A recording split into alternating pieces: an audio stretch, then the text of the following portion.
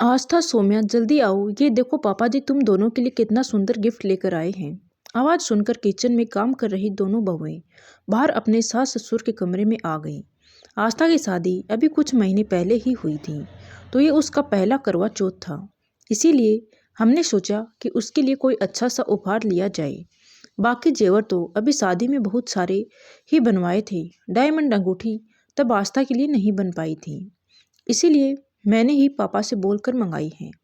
आस्था और सौम्या की सास कृष्णा जी ने कहा, अब काम बाद में होता रहेगा, चांद निकलने ही वाला होगा। जाओ तुम दोनों पहले तैयार होकर पूजा कर लो, तो फिर सब एक साथ ही खाना खाएंगे।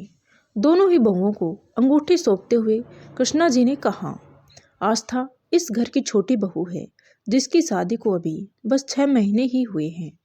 अपने पहले करवा चौथ पर सास ससुर से इतना महंगा तोहफा प्यार स्वरूप पाकर उसकी तो खुशी का ठिकाना ही नहीं था। उसने तुरंत ही अपने मायके फोन घुमाकर अपनी माँ से अपने नए घर और ससुराल वालों की खूब तारीफ की।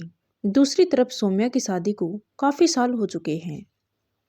जब से उसे उसकी सास कृष्णा जी ने अंगूठी थमाई है, उसे उसकी जरा सी भी खुशी नहीं थी। रह रहकर उसके दिमाग में बस अपनी देवरानी आस्था को लेकर जलन होने लगती है। 4 साल हो गए हैं मेरी शादी को, ऐसे 4 करवा चौथ निकल गए, पर मुझे तो आज तक कभी भी किसी तीज त्योहार पर कभी कोई उपहार नहीं दिया। और अब जब लाडले बेटे की लाडली बहू आ गई है तो उपहार आने शुरू हो गए हैं। सौम्या ने भी तुरंत ही फोन घुमाकर अपनी माँ को सारी बात बता दी। दो बहुओं के हो जाने से ऐसी छोटी मोटी बातें तो घर में होती ही रहती हैं। अभी तो शुरुआत है, आगे चलकर ऐसे बहुत से मोड़ आएंगे। तुम घर की बड़ी बहू हो, थोड़ा बड़प्पन दिखाओ। और वैसे भी समधन जी ने अकेले आस्था के लिए तो उपहार नहीं मंगवाया, साथ में तुम्हारे लिए भी ठीक वैसे ही सेट मंगाई गई है, तो मुझे नहीं लगता तुम्हें कोई परेशानी होनी चाहिए।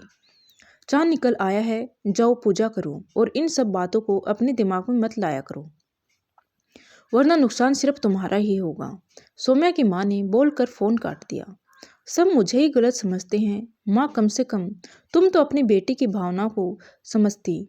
मुझे उपहार से परेशानी नहीं है, मुझे दुख इस बात का है कि अभी तक अपनी बड़ी बहू के लिए कोई उपहार आज तक क्यों नहीं आया।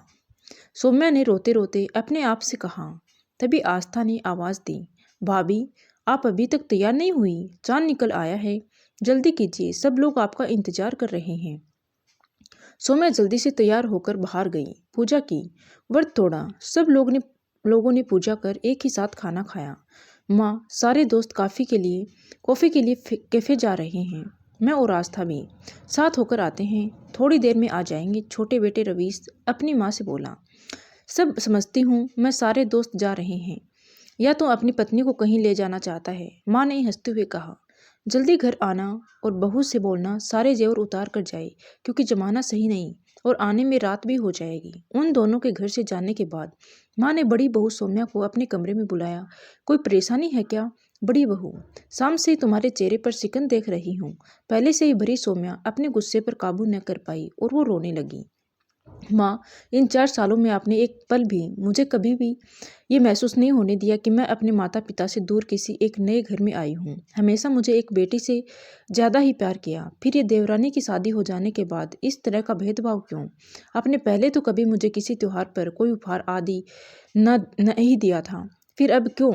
माँ की पारखी नज़र जो शाम से महसूस कर रही थी वही बात सच निकली, क्योंकि तोहफा देने के बाद ही उनको अंदाजा हो गया था। उन्होंने सौम्या को अपने पास बिठाया और कहा, मैंने कभी भी अपने दोनों बच्चों में अंतर नहीं किया, तो फिर उनकी पत्नियों में क्यों करूँगी? तुम लोग बस मेरी बहू नहीं, मेरे घर की रौनक हो, मेरे घर की लक्ष्मी हो। और ऐसा सिर्फ इसीलिए नहीं किया गया जिससे इन 4 सालों में तुम्हारे पास छोटी से ज़्यादा जेवर न इकट्ठा हो जाएं। जो भी हो, तुम दोनों के पास बराबर ही रहें।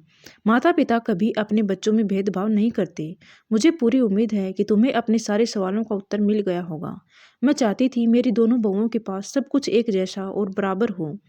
थक गई होगी, अपने कमरे में जाकर आराम करो। पर सौम्या, उसकी आंखों में से नींद कोसों दूर थी। मैंने इस घर को अपने 4 साल दे दिए, उसका कोई एहसान नहीं। अरे अगर कोई छोटी मोटी चीज़ दे भी दी होती तो कौन सा पूरा जेवरों से कुआं भर जाता। सब दिखावा है, सौम्या मन ही मन बड़बड़ाई चली जा रही थी। अभी कमरे में कदम रखा ही था कि पीछे से अजय ने आकर उसकी आंखें बंद कर दी।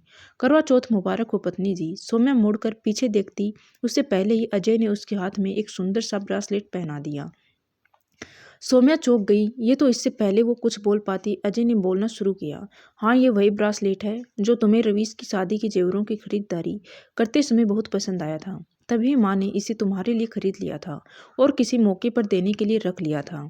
आज मौका भी है, दस्तूर भी, क्योंकि आज से अच्छा दिन तो हो ही नहीं सकता। आपका पसंदीदा तोहफा हाजिर है।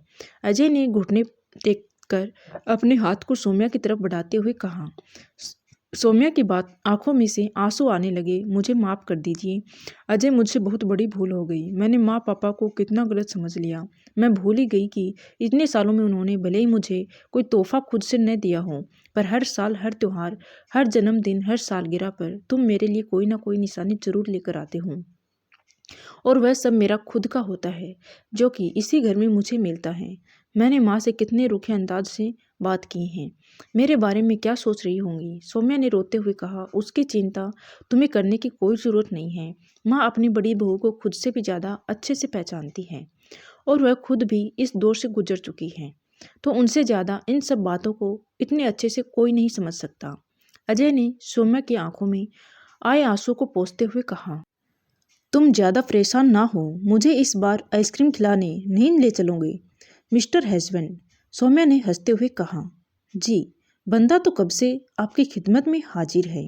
दोनों एक साथ मुस्कुराए और घर से निकल गए।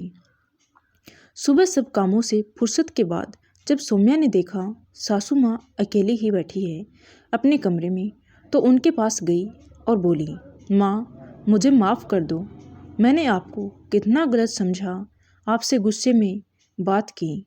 माँ ने सौम्या का हाथ अपने हाथ में लेते हुए कहा, मुझे पता है मेरी बेटी का दिल बहुत साफ है, वो अपनी माँ से कभी नाराज हो ही नहीं सकती।